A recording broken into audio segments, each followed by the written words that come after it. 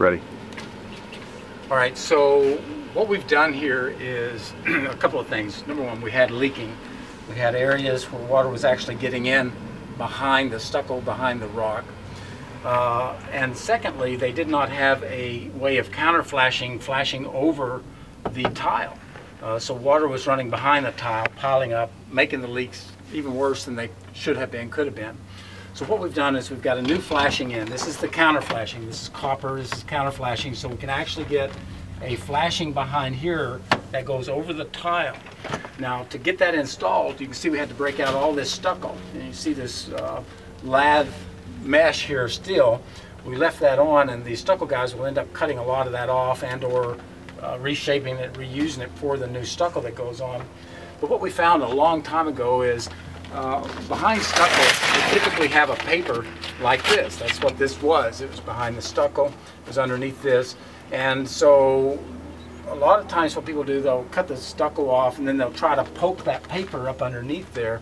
It's almost an impossible task. Almost can't be done. And we tried it and tried it and tried it, and it just is unrealistic to try that. Now on this house we had 500 or 600 feet of this, so obviously to try to do that and pry out the stucco on that is just unrealistic.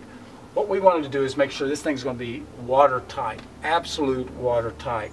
So we go to the waterproofing method, and the waterproofing method is that we use a mesh product, and you're not going to be able to see this, but there's some, you can actually up close see a little bit of a mesh on this in the various areas, and then we use a flashing adhesive mastic. And so this is actually made for that. You can see it's dry, it's like a sheet now. But what it enables us to do is pull out this stucco lath and use our putty knives to go up in there, sealing it to the one that was there before, so we don't have any kind of a break trying to tuck one behind the other like that, which is virtually impossible.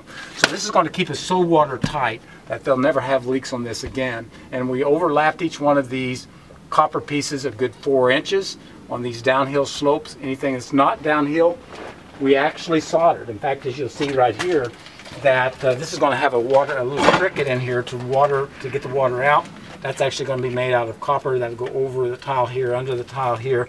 And you can see we've actually soldered this in the areas that are critical where water collects, so you just don't have that problem ever again.